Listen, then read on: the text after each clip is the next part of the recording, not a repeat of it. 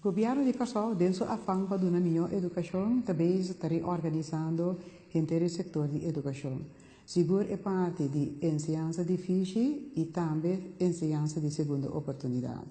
O governo recentemente ha tomado uma decisão que vai reorganizar a parte que está dando na FEPE e dentro do quadro aqui nós temos diferentes sugerências para aguentar rato com a execução de projeto aqui para poder mais e melhor participação na diferentes stakeholders.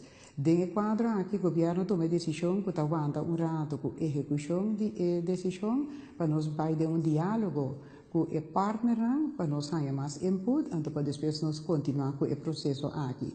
Tudo isso aqui, o governo de consulta assim, maneira nós visa para melhorar o sistema de ensinança e também de segunda oportunidade para nós e para a comunidade.